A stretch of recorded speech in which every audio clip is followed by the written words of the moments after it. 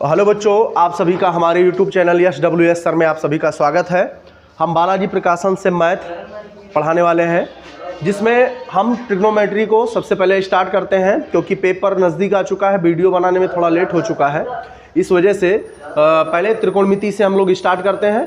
त्रिकोणमिति में हम क्या करेंगे, सबसे पहले बेसिक पढ़ेंगे। बेसिक के बाद हम पढ़ेंगे सवाल, जो क्वेश्चन यानी आएगा उस पर कैसे इस सवालों के सूत्रों को स्थापित करना है वो बताएंगे। ठीक है, चलिए स्टार्ट करते हैं। पहले आता है, देखिए 9.1 यानी त्रिकोणमिति और ऊंचाई दूरी, ये दोनों क्या है, समकोण त्रिभुज पे आधारित होते हैं। किस पे आधारित होते हैं? समकोण त्रिभुज। समकोण त्रिभुज किसे कहते हैं, पहले तो ये मालूम होना चाहिए।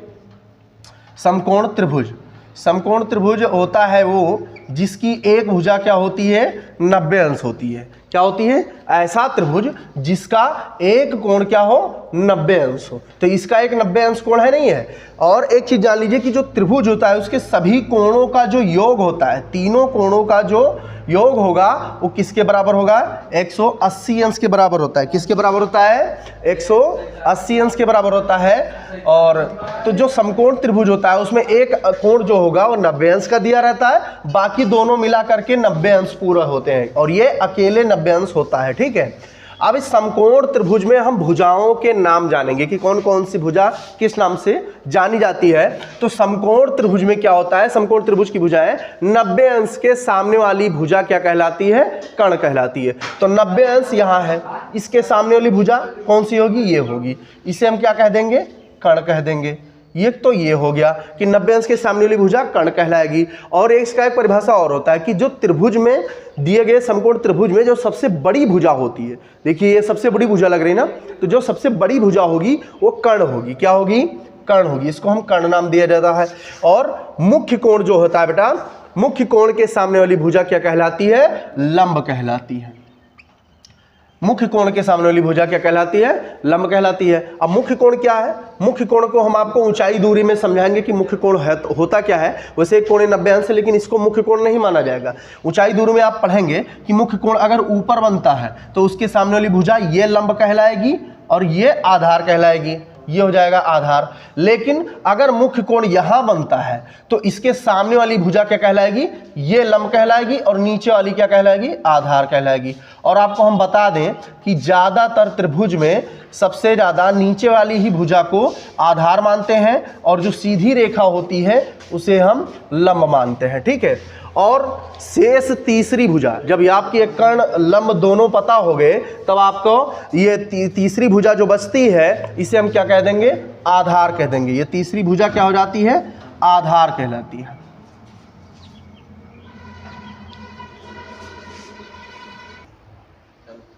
तो आइए देखते हैं, भुजाओं के बारे में हम समझ चुके हैं कि कौन किसका क्या नाम है। 90 अंश के सामने वाली भुजा कर्ण कहलाती है, और मेन कोण जो होता है उसके सामने वाली भुजा लंब कहलाएगी, और बाकी तीसरी भुजा क्या कहलाएगी? आधार। ठीक है, अब हम देखते हैं कि जो ये भुजाएं दी गई हैं इनका अनुपात ही जो है हमको 9.1 में जो इनका अनुपात होता है। सॉरी, एक चीज बताना भूल गए थोड़ा, ये बेसिक है किसका? 9.1 का। ये बेसिक है 9.1 का। किसी में 9.1 होगा, किसी जो पुरानी बुकें हैं उसमें 10.1 होगा। ठीक है, तो ये जो 9.1 की जितनी भी सवालें हैं हमारे समकोण त्रिभुज के भुजाओं के अनुपात के आधार पर ही जितनी भी सवालें हैं वो स्थापित हैं। ठीक है, देखिए भुजाओं का अनुपात, एक बार हमने क्या किया कि लंब बटे कर्ण कर लिया। देखिए लंब बटे कर्ण, जो बटे होता है भिन्न होता है उसी को हम अनुपात कहते हैं। तो भुजाओं का अनुपात क्या? कि लंब भुजा का अनुपात कर दिया गया कर्ण से, फिर आधार का कर दिया गया अनुपात कर्ण से, फिर लंब बटे आधार, यानी लंब का एक बार कर्ण से, फिर आधार के कर्ण से हो गया, और लंब का फिर एक बार आधार से अनुपात कर दिया गया, फिर कर्ण से लंब को किया गया। जिसे लंब से कर्ण किया गया था तो कर्ण से अब लंब कर दिया गया आधार, उनका अनुपात, फिर कर्ण से आधार का होगा, क्योंकि उससे पहले क्या हुआ था? आधार से कर्ण का हुआ था, तो कर्ण का आधार से कर दिया गया, फिर आधार से लंब का अनुपात कर दिया गया। ठीक है, अब इनका जो है लंब बटे आधार, आधार बटा कर्ण, लंब बटे आधार, इनको बार बार ऐसा ना बोलकर इनको हम एक छोटा सा नाम रख देते हैं। ठीक है, इनके नाम क्या क्या होंगे भैया, ये जान लीजिए। लंब बटे आधार का नाम होता है साइन थीटा। लंब बटे आधार का मान, लंब बटे कर्ण का मान होता है साइन थीटा, और आधार बटे कर्ण का मान होगा कॉस थीटा। कितना होगा cos थीटा। अब लंब बटे आधार जो है इसका नाम होगा tan थीटा, और कर्ण बटे लंब जो है इसका नाम होगा cosec theta, cosec theta, COSEC, cosec theta. कर्ण बटे आधार जो दिया गया है इसका नाम होगा सेक थीटा, SEC थीटा, और आधार बटा जो लंब है इसका नाम रख दिया गया है कॉट थीटा। ठीक है, ये सभी नाम है, यानी बेर बेर जो है बार बार जो हमको क्या है नाम लेना पड़ रहा था, लंब बटे कर्ण, आधार बटा कर्ण, इसको बार बार हम ना कह करके सीधा नाम दे देंगे कि साइन थीटा। तो हमको समझ जाना है कि साइन थीटा बराबर होता क्या है, लंब बटे कर्ण। तो अब हमको करना क्या है, देखिए बेटा इसमें जो थीटा है, एक चीज, हाँ ये थीटा जो समझ में नहीं आ रहा होगा बच्चों को कि ये थीटा है क्या। ये तो नाम है साइन, लेकिन ये थीटा किस चीज को दर्शाता है? थीटा बेटा ये जो मुख्य कोण होता है इसको दर्शाता है, मुख्य कोण जो होता है इसको दर्शाता है। यानी ये थीटा कोण होता है, यानी कोण के जगह पे जैसे मान लिया जाता है, जिसे पढ़े हैं ना कभी कभी, या माना x माना y, उसी तरीके से यहाँ पर कोण को मान लिया गया है थीटा। जब कोई कोण नहीं दिया होता है वहाँ पे थीटा दिखाया जाता है। ठीक है, ये कोण यहाँ पर भी हो सकता है, यहाँ पर भी हो सकता है। ठीक, तो थीटा हो गया हमारा ये कोण। चलिए अब इसके बाद अनुपात के बाद हम पढ़ते हैं भुजाएं हमको मालूम करनी हो। जैसे दो भुजा हमको मालूम है, लंब बटे कर्ण, या मान लीजिए कर्ण बटे आधार, कुछ भी मालूम, दो भुजाएं मालूम है, एक भुजा हमको मालूम करनी हो तो उसके लिए हम क्या लगाएंगे, चलिए उसके बारे में भी बताते हैं। देखिए अभी हमने भुजाओं का अनुपात बताया। ठीक, अब जैसे कि मान लीजिए कोई त्रिभुज है, समकोण त्रिभुज, उसमें दो भुजा दे दी जाए, चाहे लंब कर्ण या कर्ण लंब या आधार कर्ण कुछ दे दिया जाए, और कोई तीसरी भुजा हमको मालूम करनी हो, जिसे क्या लिखा है, कोई तीसरी भुजा मालूम करने का सूत्र। मतलब कि जब हमको कोई तीसरी भुजा मालूम करना हो तब हम किसका प्रयोग करते हैं, पाइथागोरस का प्रयोग करते हैं। पाइथागोरस का सूत्र क्या होता है, कर्ण स्क्वायर बराबर आधार स्क्वायर प्लस लंब स्क्वायर। ठीक है, तो इसमें जो कर्ण है उसका वर्ग आधार के वर्ग और लंब के वर्ग के क्या होता है, योग के बराबर होता है। ठीक, तो इसमें क्या, जैसे मान लिया जाए कि भी ये कोई सवाल दे दिया जाए, जैसे दे दिया जाए कि यदि साइन थीटा बराबर मान लो दे दिया जाए 4/5, और हमको मान निकालने को बोल दे कि tan थीटा का मान बताओ। ठीक है, अब tan थीटा का मान बताना है तो पहले साइन थीटा जो दिया है उसको लिख लीजिए। साइन थीटा बराबर क्या हो गया, 4/5। इसके बराबर, अब देखिए साइन थीटा बराबर क्या होता है भाई, अभी हमने भुजाओं का अनुपात बताया था, साइन थीटा बराबर होता है लंब बटा कर्ण। लेकिन देखिए अगर वो मान लो नहीं याद होता है भुजाओं का अनुपात, तो भुजाओं के अनुपात को याद करने का एक सूत्र होता है लाल बटे कक्का। भुजाओं का अनुपात जो होता है उसको याद करने का सबसे सहज तरीका यह है कि लाल बटे कक्का याद कर लो। साइन थीटा, कॉस थीटा और टैन थीटा, यहाँ पर हो जाएगा कॉसेक थीटा, और ये हो जाएगा सेक थीटा, ये हो जाएगा कॉट थीटा। ठीक है, अब हमको जैसे ये मालूम है, ये जो भुजाओं का अनुपात देखा ना कि लंब बटे कर्ण क्या होगा, साइन थीटा हो जाएगा, यानी साइन थीटा बराबर लंब बटे कर्ण, कॉस थीटा बराबर आधार बटा कर्ण, टैन थीटा बराबर लंब बटे आधार। और जब नीचे से पूछा जाएगा तो नीचे से ऊपर की तरफ बताना होगा। जैसे पूछ ले कोई कोसेक थीटा, तो नीचे है ना, तो नीचे से ऊपर की ओर बताना है। कैसे, कोसेक थीटा बराबर कर्ण बटा लंब, सेक थीटा बराबर कर्ण बटे आधार, कॉट थीटा बराबर आधार बटा लंब। यानी हम लाल बटे कक्का वाले सूत्र से हम भुजाओं का जो अनुपात कुछ देर पहले भी बताया था उसको हम मालूम कर सकते हैं। ठीक, तो साइन थीटा बराबर क्या होगा भैया, 4/5 दिया है, तो मतलब ये है क्या, भुजाओं का किस अनुपात में रखा हुआ है, 4/5 भुजाओं के किस अनुपात में रखा है, तो ये भुजाओं के लंब बटे कर्ण के रूप में लिखा है। किसके रूप में, लंब बटे कर्ण के रूप में लिखा है। मतलब ये कि लंब आपका 4 है और कर्ण कितना है, 5। और समकोण त्रिभुज में सिर्फ 3 ही भुजाएं होती हैं, लंब कर्ण आधार, लंब कर्ण आधार। तो जिसमें से हमको ये समकोण त्रिभुज में ही तो स्थापित होगा।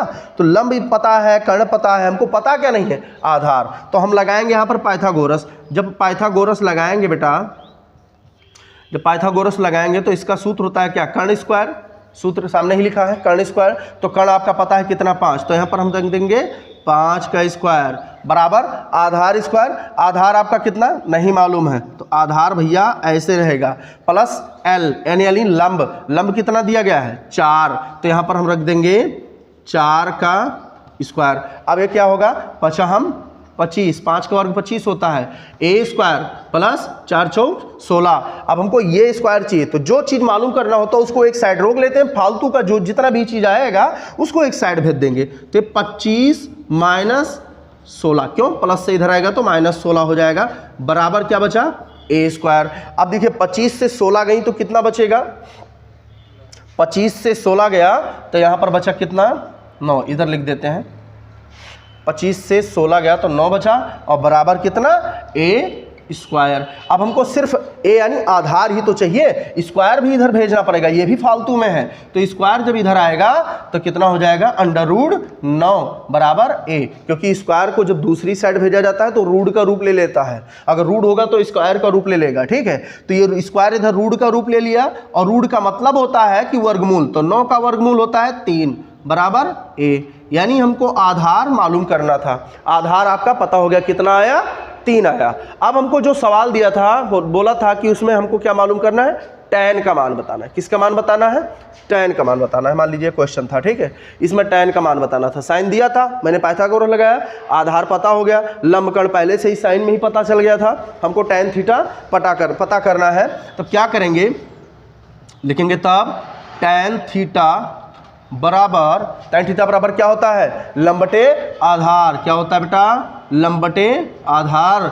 तो हम क्या करेंगे? लंब आपको पहले से ही पता है कितना? 4 है। लंब कितना है? 4। तो लंब की जगह पे हम रख देंगे 4 बटे आधार। तो आधार अभी हमने यहाँ पर निकाला कितना? 3। यही आपका आंसर हो जाएगा बेटा। देखिए अब 9.1 का, यानी किसी में पुरानी बुक होगी तो 10.1 का सवाल है। ये चौथा नंबर सवाल क्या बोल रहा है बेटा? बोल रहा है कि यदि सेक थीटा बराबर 2 है तब हमको कॉट थीटा का मान बताना है, ठीक है। तो सेक थीटा यानी जो यदि करके दिया होता है सबसे पहले उसी को लिखा जाता है हल करते समय। तो पहले हम हल डालें और सेक थीटा जो दिया गया है उसको हम उतार लेंगे। कितना? सेक थीटा बराबर 2 दिया गया था। अब देखिए बेटा, सेक थीटा यानी जो सेक थीटा है ये किसका अनुपात का नाम है? तो सेक थीटा लाल बटे कक्का में जाओ भनाक से, LAL बटे KKA, यानी लाल बटे कक्का। ये साइन का हो गया, ये कॉस का हो गया, ये टैन का हो गया, और ये कॉसेक का, और ये सेक का, और ये हो गया कॉट का। अब हमको बोला है कि सेक थीटा यानी किस अनुपात का नाम है? किस भुजाओं के अनुपात का नाम है सेक थीटा? सेक थीटा है कर्ण बटे आधार, यानी इसको भिन्न में लाना पड़ेगा, क्योंकि कर्ण बटा लंब, कर्ण बटा आधार, तो यानी वो भिन्न में है तो इसको भी भिन्न में करना पड़ेगा ना। तो इसको हम अगली बाजी क्या करेंगे बेटा? भिन्न में बदल लेंगे। कैसे? 2/1, यानी कोई भी संख्या है उसके नीचे हम बटे 1 लिख सकते हैं। तब ये हमारा भिन्न के रूप का हो गया, मतलब अनुपात के रूप का हो गया। तो अब सेक थीटा के किस भुजाओं का अनुपात था? कर्ण बटे आधार का।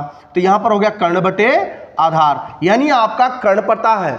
इन समकोण त्रिभुज में कर्ण पता है और आधार पता है, तीसरी भुजा लंब मालूम कर रही है। तब हम क्या करेंगे? पाइथागोरस प्रयोग करेंगे, ठीक है। तो यहां पर लिखते हैं पाइथागोरस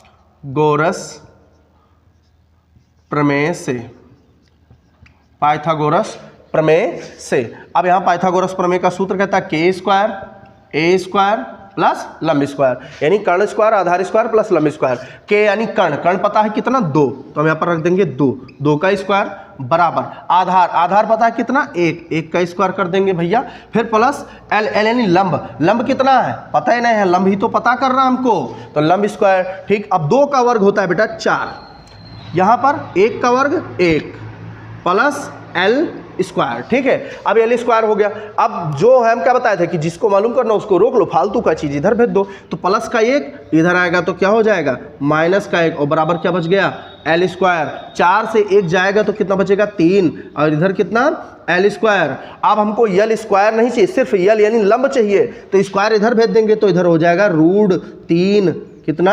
l, यानी लंब आपका जो आएगा √3 आएगा। और इस देखिए √3 का मतलब, रूट का मतलब क्या होता है? वर्गमूल। तो 3 का वर्गमूल तो निकल नहीं पाएगा, इसलिए उसको ऐसे ही रहने देंगे, ठीक है। अब यहां पर क्या होगा भाई? उसका पाइथागोरस से हम तीसरी भुजा मालूम कर लिए। अब हमको कॉट थीटा का मान बताने के लिए बोला है, तो लिख देंगे तब कॉट थीटा बराबर, अब कॉट थीटा बराबर यानी कि इस नाम के बराबर कौन सा अनुपात होता है भुजाओं का?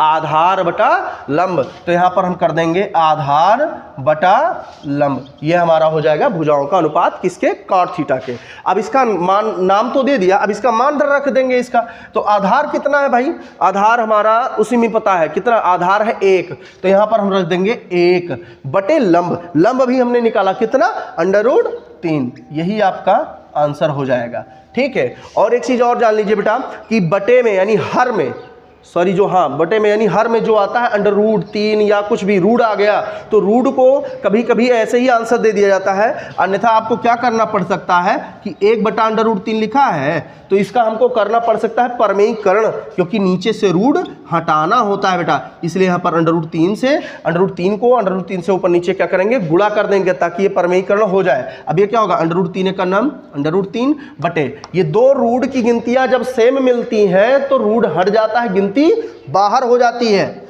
लो भाई, या तो ये आंसर हो सकता है या तो ये, दोनों सत्य हैं। ठीक, क्योंकि वो कभी कभी ऐसा भी आंसर मांग लेता है और कभी कभी क्या होता है कि बटे में अगर रूट है तो उसको कह रहा है कि परमेयीकरण करो, तो परमेयीकरण करोगे तो इस तरह से आंसर आएगा, अन्यथा वो आंसर आएगा।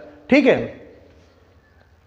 तो देखिए बेटा हमने दो क्वेश्चन 9.1 के समझा दिए हैं। अगर आपको कोई दिक्कत पड़ती है अपने अभ्यास में, कोई और प्रश्न को ऐसे जो है इन्हीं दोनों पे लगाना है, किस पे, एक आपको याद होना चाहिए भुजाओं का अनुपात, एक याद होना चाहिए आपको भुजाओं का अनुपात, जो कि हमने उस तरीके से बता दिया। अगर मान लीजिए लंब बटा कर्ण आधार बटा कर्ण क्या होता है, ये अगर आपको नहीं पता है तो आप सीधा सा लाल बटे कक्का वाला सूत्र यूज कीजिए, लाल बटे कक्का वाला सूत्र यूज कीजिए, ये आसान होगा। ठीक है, कॉस ऐसे मतलब जो है रख करके आपको ये याद करना होगा, लाल बटे कक्का यानी साइन थीटा, लंब बटा कर्ण आध कॉस थीटा, आधार बटा कर्ण, लंब बटे आधार टैन थीटा, और ये कर्ण बटा लंब क्या हो जाएगा कोसेक, और कर्ण बटे आधार सेक, आधार बटा लंब कॉट। ठीक है, ये भुजाओं का अनुपात पता होना चाहिए। और दूसरी चीज पता होनी चाहिए पाइथागोरस प्रमेय, क्या पता होना चाहिए, पाइथागोरस प्रमेय, जो कि क्या है k² a² प्लस l², इतना चीज, मात्र दो चीजों का ही यूज है किसमें, 9.1 में, और पुरानी बुक में 10.1 में। ठीक है, पहला अभ्यास जो 9.1 है उसमें बस कुल सवाल आपको इसी दोनों पे आधारित है। ठीक है, आपको भुजाओं का अनुपात पता होना चाहिए क्या क्या होता है, और पाइथागोरस प्रमेय लगाते हैं। ठीक, पाइथागोरस प्रमेय कब लगता है, जब हमको कोई तीसरी भुजा मालूम करनी पड़ती है तब, अगर तीसरी भुजा नहीं मालूम करनी है तो वैसे ही काम हो जाएगा। ठीक है, तो चलते हैं बेटा अगले नेक्स्ट वीडियो में, और आज का वीडियो यहीं पे खत्म हो रहा है, और जो कोई क्वेश्चन फंसता है आप हमको जो है कमेंट में बता सकते हैं, हम उसको लगवाएंगे। ठीक, चलिए धन्यवाद।